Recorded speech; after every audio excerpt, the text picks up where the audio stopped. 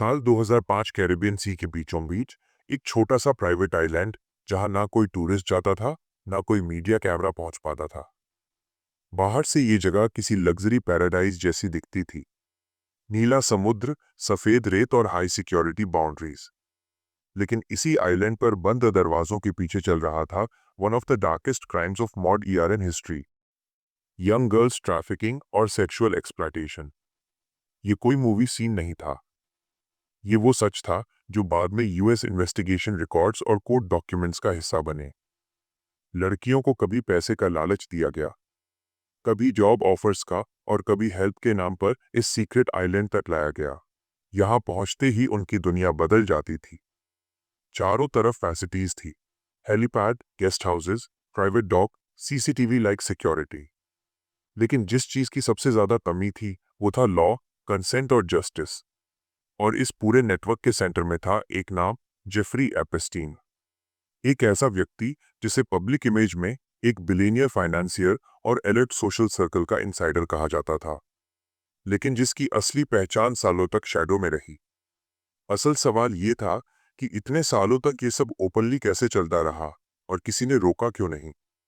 जब फ्लोरिडा के पाम बीच में कुछ टीनेज गर्ल्स ने पहली बार पुलिस के सामने शिकायत दर्ज कराई, तब किसी ने सोचा नहीं था कि ये मामला सिर्फ लोकल क्राइम नहीं रहेगा। धीरे धीरे ये केस बदल गया एक ग्लोबल स्कैंडल में। एक ऐसा स्कैंडल जिसमें पैसा, पावर, पॉलिटिक्स और सिस्टम फेलोर सब एक साथ टकराने वाले थे। और फिर आया साल 2019।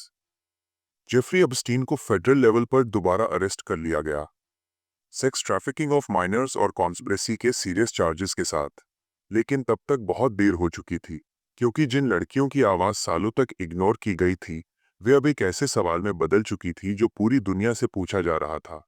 यहीं से शुरू होती है ये कहानी, एक सीक्रेट आइलैंड से लेकर जेल सेल तक, और एक ऐसे आदमी तक जिसकी मौत ने भी सच को दफन नहीं किया, बल्कि उसे और ज्यादा मिस्टीरियस और डेंजरस बना दिया।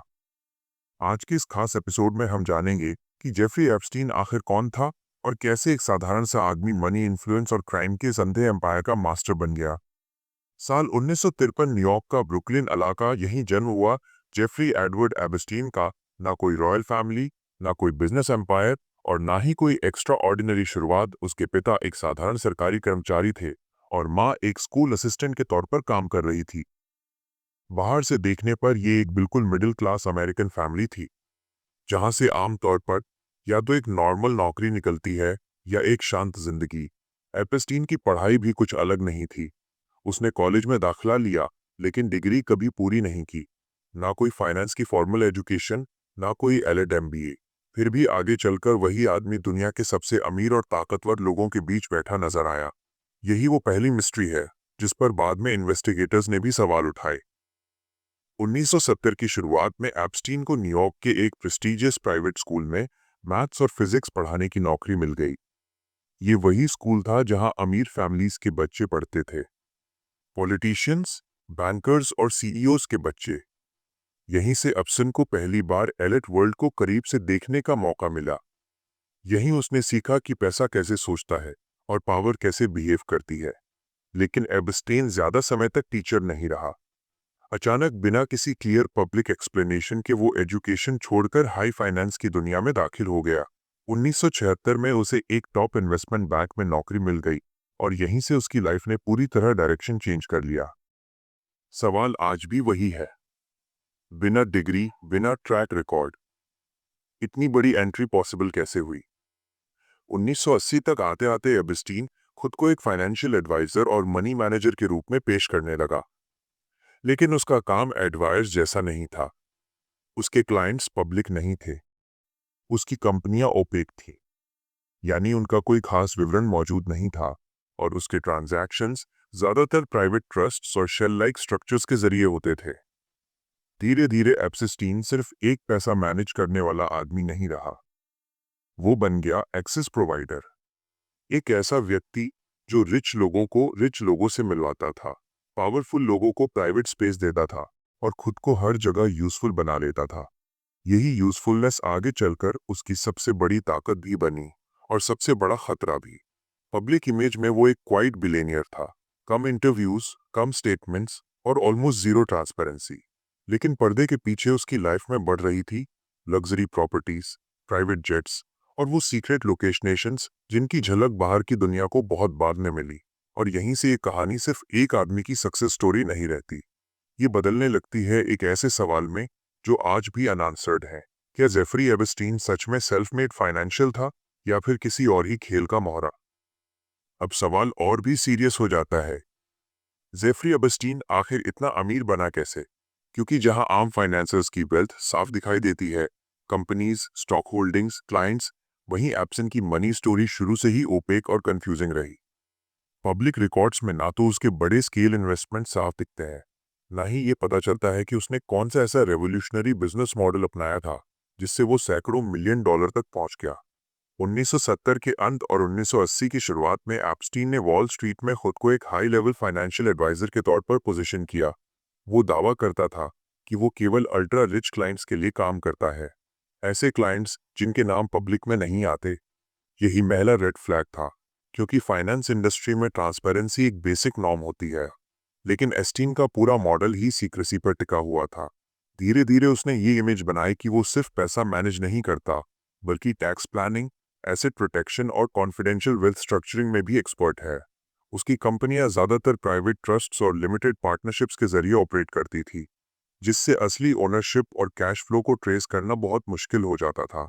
इन्वेस्टिगेटर्स के अनुसार यही स्ट्रक्चर बाद में उसके लिए शील्ड भी बना।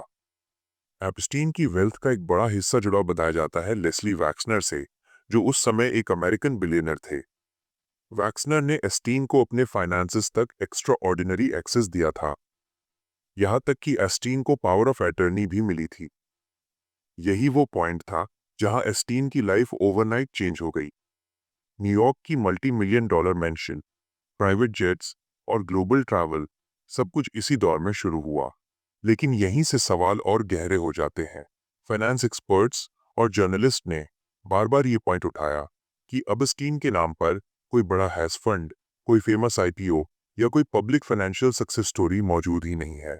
फिर भी उसकी लाइफस्ट लगातार एक्सपेंड होती रही। यानी पैसा तो आ रहा था, लेकिन उसका सोर्स पब्लिक नहीं था। इसी सीक्रेसी की वजह से कई लोगों ने ये थ्योरी रखी कि एस्टीन सिर्फ इन्वेस्टर नहीं था, बल्कि वो एक इंफॉर्मेशन ब्रोकर की तरह काम करता था। यानी एक ऐसा व्यक्ति जो एक्सेस, इंट्रोडक्शंस और इन्फ्लुएंस को करेंसी की तरह इस्तेमाल करता था। प्रूफ पूरी तरह पब्लिक नहीं है, लेकिन इतना साफ है कि उसकी वेल्थ ट्रेडिशनल फाइनेंस रूल्स से एक्सप्लेन नहीं होती। साल 2000 तक आते आते एप्स्टीन एक ऐसा आदमी बन चुका था जो खुद को behind the scene power player की तरह ऑपरेट करता था। वो स्पॉटलाइट से दूर रहता था, इंटरव्यूज नहीं देता था और अपने काम के बारे में ज्यादा कुछ बताता ही नहीं था। लेकिन उसकी लाइफ में दिखने वाली लग्जरी एक बात साफ कहती थी, ये दौलत सामान्य नहीं है। और यहीं से एबस्टीन की कहानी सिर्फ मनी की नहीं रहती, ये बदल जाती है पावर, सीक्रेसी और कंट्रोल की कहानी में, जिसका अगला चैप्टर हमें ले जाएगा उसके बिजनेस नेटवर्क्स, शेल कंपनीज और हिडन ऑपरेशंस की तरफ। अब तक हमने देखा कि पैसा आया, पावर बढ़ी, लेकिन एक बेसिक सवाल अब भी अनआंसर्ड है। जेफरी एबस्टीन करता क्या था? क्योंकि आमतौर पर किसी भी अरबपति की पहचान उसके बिजनेस से होती है, कोई फैक्ट्री, कोई ब्रांड, कोई हेज फंड। लेकिन एस्टीन के केस में ये पहचान शुरू से ही ब्लड रही। उसका दावा था कि वो सिर्फ अल्ट्रा हाई नेटवर्थ इंडिविजुअल्स के लिए काम करता है, ऐसे लोग जो प्राइवेसी चाहते हैं और किसी भी तरह की जांच पड़ताल से दूर रहना चाहते हैं। यही वजह थी कि उसके काम का ज्यादातर हिस्सा ऑफ द रिकॉर्ड रहता था। एप्सन की कंपनियां भी अनयूजुअल थी। कोई बड़ा कॉर्पोरेट सेटअप नहीं, थाउजेंड्स ऑफ एम्प्लॉइज नहीं, बल्कि छोटी छोटी प्राइवेट एंटिटीज, ट्रस्ट्स और लिमिटेड पार्टनरशिप्स। ये स्ट्रक्चर ऐसे बनाए गए थे कि असली पैसा कहाँ से आ रहा है और कहाँ जा रहा है ये ट्रेस करना आसान ना हो। इन्वेस्टिगेटिव जर्नलिस्ट के अनुसार यही डिजाइन एबस्टीन की सबसे बड़ी ताकत थी। उसका प्राइमरी ऑफिस न्यूयॉर्क के एक बेहद महंगे मेंशन से ऑपरेट होता था, जो खुद एक रेड फ्लैग था। आमतौर पर फाइनेंस फर्म्स ग्लास बिल्डिंग्स में होती हैं, लेकिन एप्सन का पूरा सेटअप पर्सनल प्रॉपर्टीज और प्राइवेट स्पेसेस में फैला हुआ था। मीटिंग्स भी बोर्ड रूम्स में नहीं, बल्कि प्राइवेट होम्स, जेट्स और आइलैंड्स पर होती थी। जेफरी एप्स्टीन सिर्फ पैसा मैनेज नहीं करता था, वो कनेक्शंस मैनेज करता था। वो लोगों को लोगों से मिलवाता था। पॉलिटिशियंस को बिलियर्ड्स से, साइंटिस्ट्स को डोनर्स से, बिजनेस लीडर्स को ग्लोबल एक्सेस से। धीरे धीरे वो खुद एक गेटकीपर बन गया, जिसके बिना कुछ हाई लेवल इंट्रोडक्शंस पॉसिबल ही नहीं माने जाते थे।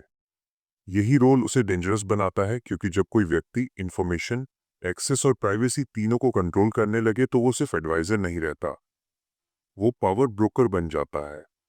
एप्स्टीन के केस में कई लोग बाद में यही सवाल उठाते हैं कि क्या वो सच में फाइनेंस चला रहा था या फाइनेंस की आड़ में कुछ और ही मैनेज कर रहा था।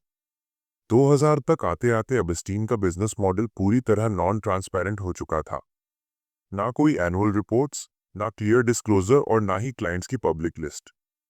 फिर भी उसकी लाइफस्टाइल लगातार एक्सपेंड हो रही थी, जो इस बात का संकेत थी कि उसका सिस्टम काम कर रहा है, लेकिन चुपचाप।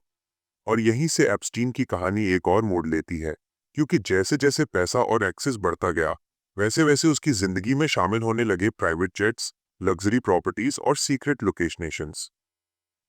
क्या आप चाहते हैं कि मैं इस कहानी के अगले हिस्से, जैसे कि उसके लॉरेडा एक्सप्रेस और लिटिल सेंट जेम्स आइलैंड के रहस्यों के बारे में विस्तार से बताऊं?